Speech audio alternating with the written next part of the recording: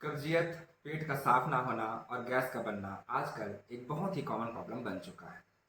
और ऐसी समस्या से जूझने वाले बहुत से लोगों ने त्रिफला का नाम जरूर सुना होगा और कई लोगों ने इसका उपयोग भी किया होगा। परंतु त्रिफला पेट को केवल साफ करने वाला एक औषधि ही ना होकर एक श्रेष्ठ रसायन भी है, जिसका प्रतिदिन किया गया सही तरीके से उपयोग आपको अविश्वसनीय लाभ प्रदान कर सकता है। नमस्कार दोस्तों, मैं हूं डॉक्टर गगन पटेल, आयुर्वेद चिकित्सक, और आज हम चर्चा करने वाले हैं त्रिफला के उन्हीं अनसुने गुणों के बारे में। त्रिफला जैसे नाम से ही समझ में आता है, यह 3 फलों का योग है जिसमें हर्रा, बहेड़ा और आंवला को बराबर मात्रा में लिया जाता है। अगर साबुत लेना हो तो 1 भाग हर्रा, 2 भाग बहेड़ा और 4 भाग आंवला लेकर उसकी गुठलियों को निकालकर मिक्स करके बनाया गया चूर्ण त्रिफला होता है।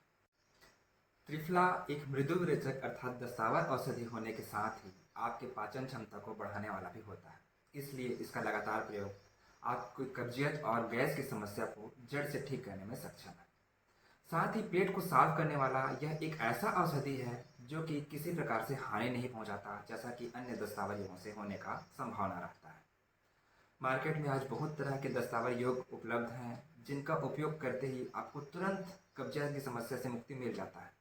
परंतु इनका लगातार प्रयोग आपके डाइजेस्टिव सिस्टम को एक ऐसा आदत दिला देता है कि इन औषधियों के प्रयोग के बिना फिर आपको ठीक ढंग से मल का त्याग नहीं होता और गैस लगातार बनते रहती है, अर्थात आपको हैबिट हो जाता है।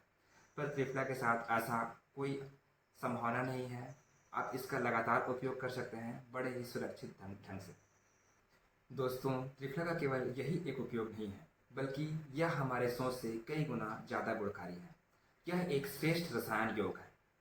रसायन हम उन औषधियों को कहते हैं जो स्वस्थ व्यक्ति के ऊर्जा को बढ़ाता है। यह आपकी युवावस्था को बनाए रखता है। जो आपकी स्मरण शक्ति, मेधा, बल और युवावस्था को लंबे समय तक बनाए रखता है, उसे हम रसायन कहते हैं। अर्थात हम इसे एक स्ट्रॉन्ग एंटीऑक्सीडेंट एजेंट कह सकते हैं, जो कि हमारे बॉडी पर एंटी एजिंग इफेक्ट दिखाता है। आजकल की भाग दौड़ भरी जिंदगी तथा स्ट्रेसफुल एटमॉस्फेयर के कारण, जहां लाइफ स्टाइल डिसऑर्डर्स जैसे हाइपरटेंशन, डायबिटीज़, थायराइड और महिलाओं में पीसीओडी, इरेगुलर मेंसेस तथा चिड़चिड़ापन जहां लगातार बढ़ते ही जा रहे हैं, वहीं त्रिफला का रोजाना उपयोग आपको मेंटल पीस, प्रॉपर डाइजेशन और साउंड स्लीप दिलाकर एक हेल्थी लाइफ प्रदान कर सकता है। त्रिफला के औषधीय गुणों की बात करें तो यह प्रमेह अर्थात डायबिटीज के रोगियों के लिए किसी वरदान से कम नहीं। यह मूत्र के गंदलेपन, बार बार मूत्र का होना तथा शरीर में आ रहे सूजन को बड़ी आसानी से ठीक करने में कारगर है। साथ ही यह एक अग्निदीपक औषधि होने के कारण आपकी पाचन क्षमता को बढ़ाता है, आपकी भूख को बढ़ाता है और साथ ही डाइजेशन को भी बढ़ाकर और कब्जियत को दूर करने वाला एक श्रेष्ठ औषधि है। यह त्रिफला एनीमिया अर्थात रक्ताल्पता को और बार बार आने वाले ज्वर को भी बड़ी आसानी से ठीक करने वाला औषधि है। अधिकतर लोग त्रिफला के जिस गुण से वाकिफ हैं वह है इसका दस्तावर होना, अर्थात यह कब्जियत की सबसे श्रेष्ठ औषधियों में से एक है, जिसका लगातार प्रयोग भी आपको किसी प्रकार से कोई हानि या फिर आदत नहीं कराता। त्रिफला कफ और पित्त दोषों को शांत करने वाला होता है, इसलिए यह बालों के झड़ने तथा समय पूर्व सफ़ेद होने जैसे समस्याओं को पूरी तरह से ठीक करने में कारगर है। साथ ही यह सभी प्रकार की स्किन डिजीजेस जैसे कि फोड़े फुंसियाँ, फंगल इन्फेक्शन, एकने अर्थात कील मुहासे तथा बालों में होने वाले डेंड्रफ्स को भी ठीक करने में कारगर औषधि है।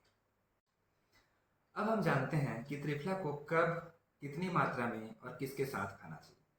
दोस्तों, आयुर्वेद में औषधियों की मात्रा के साथ ही इसके अनुपान का भी बड़ा महत्व है। अर्थात आप किसी औषधि को किसके साथ ले रहे हैं, यह औषधि के गुण को बहुत ज़्यादा प्रभावित करता है। इसलिए सही अनुपान का चयन करना बहुत आवश्यक है। त्रिफला का औषधीय मात्रा है 3 से 5 ग्राम दिन में 2 से 3 बार। अलग अलग कंडीशन में अलग अलग अनुपान का विशेष महत्व है। जैसे कब्जियत की समस्या में त्रिफला का 3 से 5 ग्राम चूर्ण केवल रात्रि में गर्म पानी या गर्म दूध से लेने पर सुबह आपका पेट खुलकर साफ होगा। वहीं विषम मात्रा में घी और मधु को लेकर उसके साथ त्रिफला को सुबह शाम 3 से 5 ग्राम मात्रा में सेवन करने पर यह आपके नेत्र के लिए विशेष लाभकारी है। खासकर नेत्र रोगों जैसे बढ़ते हुए refractive power, computer vision syndrome, आँखों का सूखापन, आँखों से लगातार आंसू का निकलना, आँखों में खुजली या फिर गड़न। इसके साथ ही अर्ली स्टेज के कैटरेक्ट और डायबिटिक रेटिनोपैथी को भी त्रिफला का रोजाना सेवन पूरी तरह से ठीक करने में सक्षम है। इसी त्रिफला को शुद्ध गंधक अथवा गंधक रसायन और शहद के साथ सेवन करने पर यह सभी प्रकार के रक्त विकार तथा त्वचा रोगों, खासकर एक्ने, फंगल इन्फेक्शन, साथ ही डैंड्रफ जैसे समस्याएं, बार बार निकलने वाले फोड़े फुंसियाँ, कार्बंकल्स जैसी समस्याओं और चेहरे पर पड़ने वाले झाइयों को भी पूरी तरह से ठीक करने में कारगर है। इसे प्रतिदिन सेवन करने के लिए सामान्य दूध या फिर जल का भी उपयोग किया जा सकता है। इस प्रकार त्रिफला केवल एक ही गुण से युक्त नहीं है, यह कई प्रकार के गुणों को देने वाला होता है और इसका प्रतिदिन सेवन आपको कई प्रकार से लाभ पहुंचाता है। अब हम जानते हैं कि सबसे अच्छा त्रिफला का चूर्ण कौन सा होता है। बहुत से लोगों को यह कन्फ्यूज़न होता है कि हम कौन से कंपनी का त्रिफला लें कि हमें सबसे ज़्यादा लाभ मिल सके। तो इस प्रश्न का उत्तर यह है कि आपके घर पर बना हुआ त्रिफला का चूर्ण सबसे ज़्यादा अच्छा होता है। इसे बनाना बहुत ही आसान है। केवल आपको सूखा हर्रा, बहेड़ा और आंवला लेना है, इसकी गुठलियों को निकाल लेना है और इन्हें कूट पीस कर रख लेना है। बहुत ही ज़्यादा बारीक ना भी हो सके तो भी कोई बात नहीं, केवल हमें इसके गुणों से मतलब है, इसे बारीक करने से नहीं। पर अगर घर पे बनाना पॉसिबल ना हो सके तो लगभग सभी आयुर्वेदिक कंपनियां त्रिफला बनाती हैं और आप जिसका चाहे जो आपके लिए आसानी से उपलब्ध हो सके आप उसे उपयोग कर सकते हैं। फिर भी कुछ कंपनियां जिनका रिव्यू उपयोगकर्ताओं के हिसाब से अच्छा है और हमारे अनुभव के हिसाब से जो हमें ठीक लगा, मैं आपको बता रहा हूँ। इनमें सबसे पहले नाम आता है व्यास का। यह है व्यास का त्रिफला चूर्ण, जिसका 100 ग्राम चूर्ण का मूल्य है 60 रुपये। परंतु प्रयास करिए कि त्रिफला को छोटे डब्बे में ना परचेस करें। जैसे इसके 100 ग्राम अगर 60 रुपये का है, वहीं इसका 500 ग्राम आपको लगभग 150 रुपये में मिल जाएगा। तो लगभग 500 ग्राम के आसपास अगर आप इसका यूज करते हैं तो आपको कॉस्ट इफेक्टिव भी रहेगा। दूध पापेश्वर का 60 ग्राम 50 रुपये के मूल्य पर उपलब्ध है। ऊंझा का 100 ग्राम 80 रुपये मूल्य पर उपलब्ध है। वैद्यनाथ का 100 ग्राम 57 रुपये के मूल्य पर उपलब्ध है। डाबर का 120 ग्राम 62 रुपये के मूल्य पर उपलब्ध है। इस प्रकार ये कुछ मुख्य ब्रांड हैं जिनके त्रिफला आप उपयोग कर सकते हैं। इसके अलावा आप अपने उपलब्धता के अनुसार जिसे चाहे उसे उपयोग कर सकते हैं और इससे आपको लाभ होना ही होना है।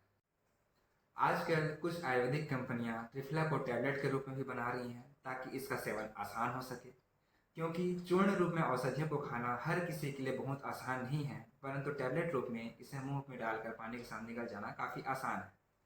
तो जैसे यह है धन्वंतरी का टैबलेट, त्रिफला टैबलेट। ये जो है यह है धोत पापेश्वर का चूर्ण वटी टैबलेट। इस प्रकार से त्रिफला आजकल टैबलेट्स फॉर्म में भी आ रहा है।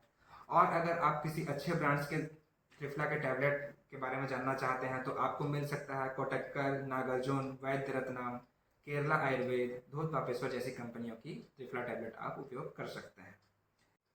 आजकल एक नया ट्रेंड भी चल रहा है, विज्ञापनों का ट्रेंड। आपको कुछ भी चीज़ बेचना हो तो आप आयुर्वेद का नाम जोड़कर विज्ञापन पे ले आइए और आपका वो सामान बिक जाएगा। इसी प्रकार का समय चल रहा है त्रिफला जूस का। आयुर्वेद में एक संविदाता अवधि का कॉन्सेप्ट है, जिसके अनुसार कि आयुर्वेदिक औषधियों का भले ही एक्सपायरी डेट तो ना हो, पर उनका एक गुणवत्ता का समय निश्चित है। जैसे चूर्ण या फिर वटी 1 वर्ष तक गुणकारी होते हैं, उसके बाद उसकी गुणवत्ता में कमी आ जाती है। वैसे ही स्वरस या फिर जूस 1 दिन अर्थात 24 घंटे तक इनका उपयोग सबसे श्रेष्ठ होता है, उसके बाद में ये गुणकारी नहीं रह पाते। परंतु आजकल मार्केट में त्रिफला जूस बहुत ज़्यादा ट्रेंड में है, विज्ञापनों को देखकर खासकर। और इन त्रिफला जूसों का जो एक्सपायरी डेट रहता है वो 6 महीने से लेकर 1 साल तक का होता है। अब आप सोच कर देखिए कि जहां आयुर्वेद में संविदाता अवधि जूस के लिए 1 दिन बताया गया है, 1 साल तक वो औषधि कैसा होगा। इसका सीधा सा उत्तर यह है कि इन औषधियों में प्रिजर्वेटिव्स मिले हुए हैं। अब आप सोच कर देखिए कि आप आयुर्वेदिक औषधियों का उपयोग क्यों करना चाहते हैं, क्योंकि ये प्राकृतिक है, नेचुरल फॉर्म में है, इनसे किसी प्रकार का साइड इफेक्ट नहीं होगा, इसमें कोई केमिकल्स नहीं है। पर अगर हम जूस पीते हैं तो आपको प्रिजर्वेटिव्स के रूप में उसमें भी केमिकल मिलेंगे। तो आप खुद समझदार हैं कि आपको किस औषधि का उपयोग करना चाहिए, किस प्रकार से करना चाहिए। ठीक है दोस्तों, मिलते हैं अगले वीडियो में। उम्मीद करता हूँ कि यह जानकारी आपके काम आएगी।